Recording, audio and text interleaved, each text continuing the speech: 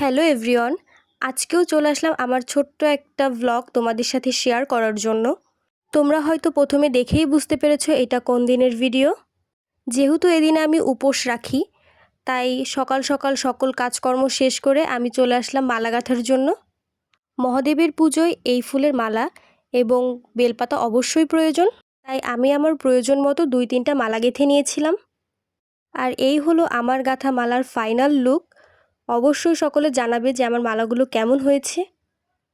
মালা গাঁথা হয়ে গেলে আমি ফ্রেশ হয়ে চলে আসলাম রেডি হতে, তাই নিজের একটু ভিডিও করে নিচ্ছিলাম। আর পুজো দিতে যাওয়ার আগে আমার পুজোতে যা যা লাগবে আমি সব এখানে গুছিয়ে নিয়েছিলাম। ফুল, বেলপাতা যা যা দরকার সবই নিয়ে নিয়েছি। এরপর এগুলো গুছিয়ে রেখে আমার আর কিছু কাজ ছিল, সেই কাজগুলো করে আমি আর আমার বান্ধবী বেরিয়ে পড়েছি পুজো দেওয়ার উদ্দেশ্যে। এখানে আমি আর আমার বান্ধবী গল্প করতে করতে যাচ্ছিলাম যে এই যে এরপর আমরা গাড়িতে করে সোজা চলে যাব মন্দিরে। কথা বলতে বলতে চলে আসলাম আমরা 7 নাম্বার ঘাট।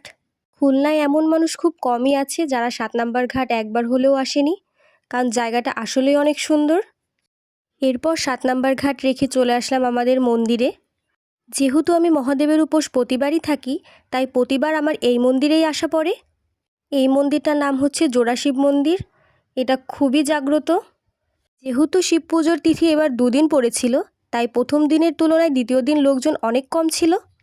তারপরও আমাদের যে কিছু সময় অপেক্ষা করতে হয়েছিল।